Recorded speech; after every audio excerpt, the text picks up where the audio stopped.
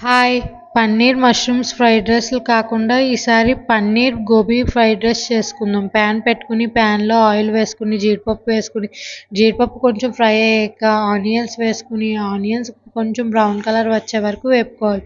Onions brown colour వచ్చాక పచ్చిమిర్చి, పన్నీర్ వేసి బాగా ఫ్రై అయ్యాక అల్లం వెల్లుల్లి పేస్ట్ వేసి, కొంచెం పసుపు వేసి, టేస్ట్‌కి తగ్గట్టు సాల్ట్ వేసి బాగా మిక్స్ చేసుకోవాలి. బాగా మిక్స్ చేసుకున్న తర్వాత టేస్ట్‌కి తగ్గట్టు కారం వేసుకుని బాగా మిక్స్ చేసుకుని వాటర్ దగ్గరికి వచ్చినంత వరకు ఉడికించుకోవాలి. వాటర్ దగ్గరికి వచ్చాక ఉడికించుకున్న రైస్ వేసుకుని బాగా మిక్స్ చేసుకోవాలి.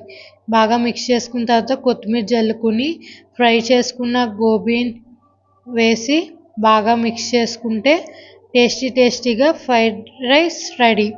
ప్లీజ్ సబ్స్క్రైబ్ టు యూ మహా.